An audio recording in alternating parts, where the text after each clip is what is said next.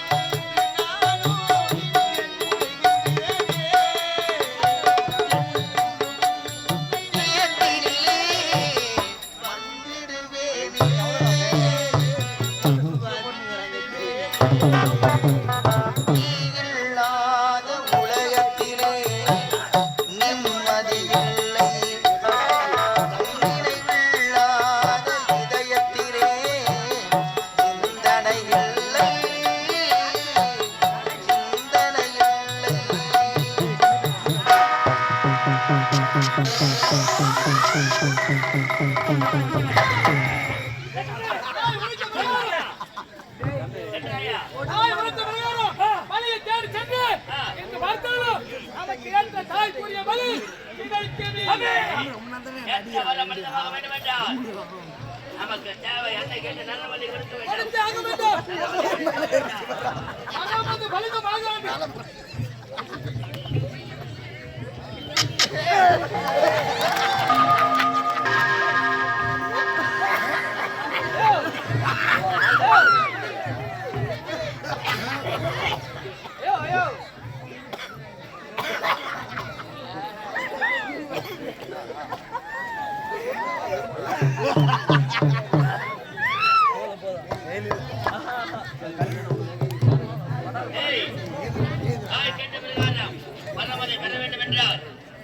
கொடுக்க வேண்டும்.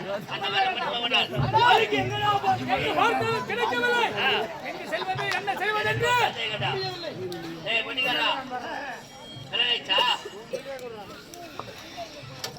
பாவம் நன்றி ஆகக்கூடாது நன்றி ஆயிடுச்சு. அவங்க அப்பா அம்மா எத்தனை பொண்ணு? முதல் பொண்ணு. முதல் பொண்ணு பரவாயில்ல. முன்னாடி மாசம் வாங்குறாளா? இருக்கிறாங்க. உனக்கு முன்னாடி சேர்ந்து ஆமா இந்த மாதிரி கேக்குறேன். குழந்தை கருவா இருக்கிறாங்க.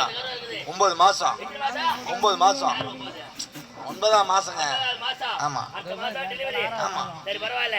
இருந்தாலும் உன் மனைவிக்கா உனக்கு சேர்ந்து பிறக்கிற குழந்தை எனக்கு சரியா? எடுத்துக்கன்னா விக்கிற வேலை வாசல் எத்தனை நாள் எடுத்துக்க. எவ்வளவு கேக்குற? என்ன சொல்ற? எவ்வளவு கேக்குற? உன் விருப்பப்பட்டு என்னது எவ்வளவு கேக்குற? மறுபடியும் தெளிவா கேளு. உங்க 2வது பாப்பால கேக்குறேன். இப்போ எவ்வளவு கேக்குறேன் கேட்டா நான் என்ன சொல்றது? சரி உனக்கு என்ன வேணும் அது மட்டும் சொல்லுங்க. சரி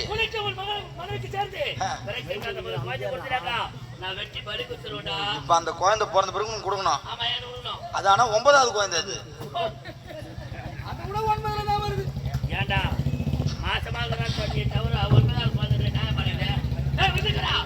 சொல்லுங்க. கல்யாணம் ஆயிடுச்சுங்க. பெற்றோர் விருப்பப்படி நடக்கும். சொல்லு நடந்துச்சு. சரி சொல்லு. மாசமா தான் இருக்கிறாங்க. 9.5 மாசம். 9.5 அதனால அது 9.5 அரை மாசம் சேர்த்துக்கிறாங்க. 10க்கு 9க்கு நடுவில் இருக்குது இப்போ. ஆமா தரங்க. அதெல்லாம் இருக்குது. அதெல்லாம் இருக்குது கொடுத்துறேன். 8வது குழந்தைங்க. வேணா சொல்லுங்க. 3 பேர் இருக்கிறாங்க. அனுப்பிச்சு விடுறேன் வீட்டுக்கு.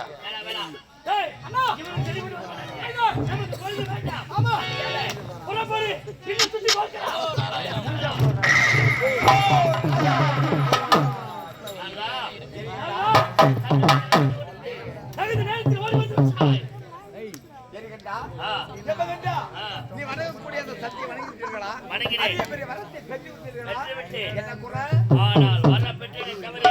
அந்த வெள்ளமானது பலிதமாக வேண்டும் என்றால் நரபலி வேண்டும் என்று கேட்டு விட்டால் கொடுக்க விடுத்தானே.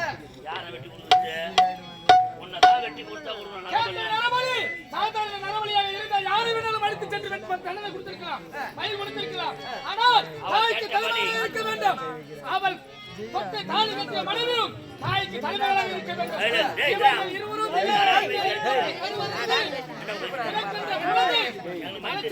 இருக்க வேண்டும். அந்த பிறந்த குழந்தை 16 வயது நிரம்பிய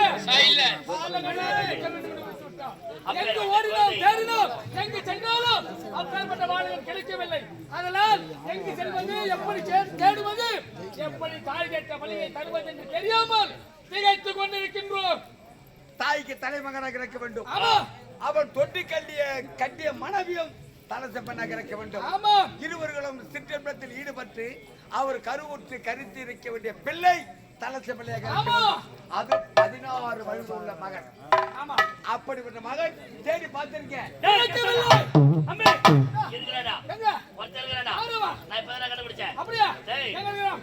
தாய்க்கு தலைமகன், தாய்க்கு அவளை தலைச்ச பெண்ணா இருக்கணும். உங்க அம்மா தலைச்ச பொண்ணு தானே? தலச பெண்ணு நீ தலைச்ச பிள்ளை தானே? முதல் பிள்ளை நான் தான். உன்னோட வயசு என்ன? எனக்கு வயசா 59. அதுலயும் 9. நான் எங்கடா போராட்டிக்கிட்டு அங்க வரைய ஏன்னா இருந்தது 16 வயசா இருக்கக்கூடாதா? அதுக்கு என்ன செய்ய முடியும்? எனக்கு நீங்க என்ன சொல்றீங்க? சரி அப்படி இருக்கும்போது அந்த நரமல்லி கொடுத்தால் மட்டுமே கேட்ட வரம் மனிதமாகும். அப்போதுதான் நாங்கள் தேவரை சிறைபிடிக்க முடியும். ஆகையால் அந்த பலிக்கான குழந்தை நான் தேடி தேடி பார்த்துட்டேன். ஆனா போகையா ஏன் கையில வெண்ணி வச்சுக்கினே நெஞ்சுக்கு தேடுறான். சத்தியமா என் கையில வரும் மைய சவுக்கு என்னது என்கிட்டே கேக்குது வேணே. அப்படிப்பட்ட நரம் உங்களுடைய கோட்டையில் இருக்கிறது. எங்கள் கோட்டையிலையா? எத்தனை முறை தேடி பார்த்தோம், எங்களுக்கு கிடைக்கவில்லை. உடல் கண்களுக்கு மட்டும் புலப்பட்டிருக்கிறது என்றால் எங்களுக்கு தெரியவில்லை விளக்கமாக. அண்ணா விரைந்து புறப்படு. நமது கோட்டையில் இருக்கும் அந்த நரவலியை கொண்டு வாடா, அவனை சீக்கிரமா வெட்டி இல்ல வெளியே இங்கே இருக்குது. இங்கே இருக்குதா?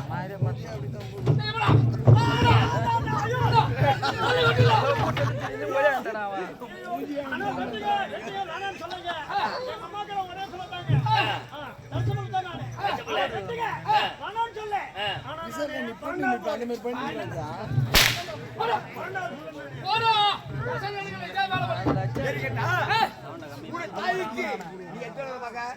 என் தாய்க்கு நான் முதல் மகன், மூத்த மகன், தலைச்ச மகன். தலைச்ச மகன். உங்களுடைய மனைவி சுலோச்சனா இருக்கிறாள், அவளும் தலைச்ச மகள். உனக்கும் சுலோச்சனாக்கும் ஈடுபட்டு சிற்றில் ஈடுபட்டு குழந்தை பிறந்ததில்லாம ஆண்மகன். அவன் எத்தனாவது பிள்ளை? அவனும் தலைச்ச பிள்ளை. முதல் குழந்தைகளுக்கு அவன் முதல் பிள்ளை. துணைக்கு வந்த கூட கொழுந்து அவன். தலைச்ச பிள்ளை. ஆமா. ஆனால் அவனுக்கு வயது என்ன ஆகிறது? இப்போதுதான் 15 மணி 16 தொடங்கி விட்டது. 16 வயது. ஆமா. அவனை கொண்டு வந்து வழி கொடுத்தால் என்ன?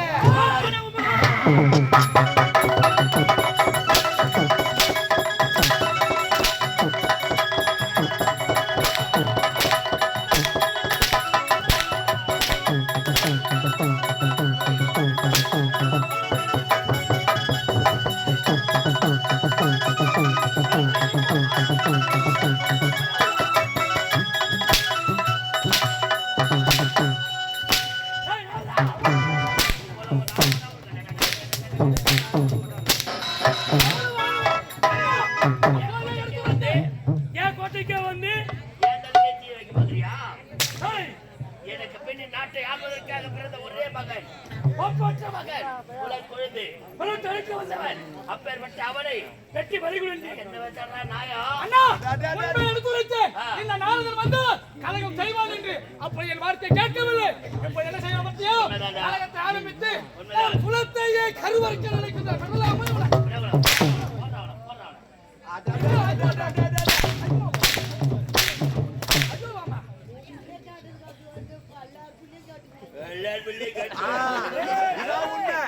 இதான் உண்மை.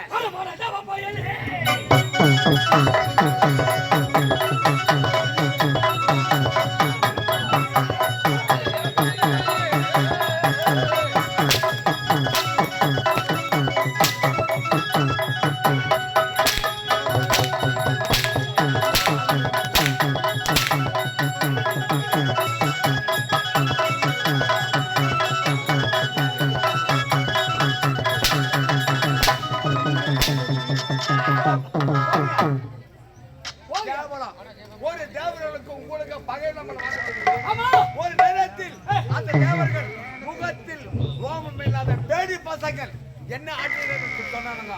அன்னைக்கு இந்த கோபம்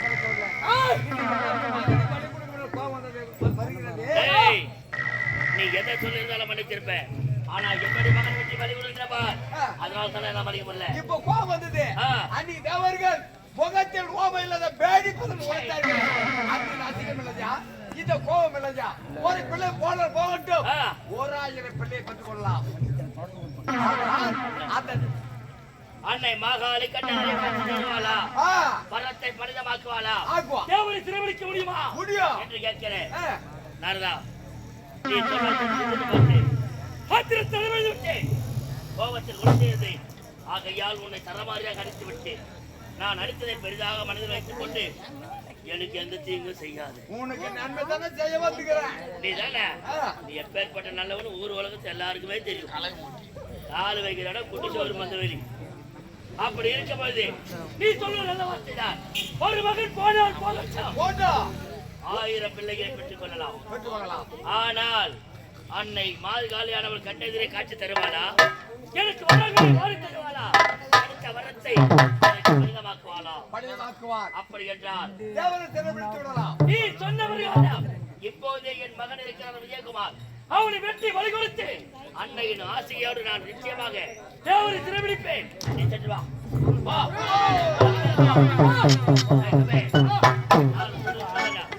நாம ஏன்டா இங்க அலையணும்? எதுக்கு தேடி தேடி போகணும்? நான் பெற்றெடுத்த ஒரே மகன், அப்பற்ற மகன் விஜயகுமார் இருக்கான். அவனை விடக்கூடாது. அவனை வெட்டியாக வழி கொடுத்து அன்னையின் ஆசியம் அருளும் நாம் பெற வேண்டும். நாம் நினைத்தது அடைய வேண்டும் என்றால் எதை வேண்டுமென்றாலும் இழக்கலாம். ஒன்றை இழந்தால்தான் மற்றொன்றை பெற முடியும். உண்மை, உண்மை, சத்தியமான உண்மை. இப்போது சென்று உன் அண்ணியாரை பார்த்து விட.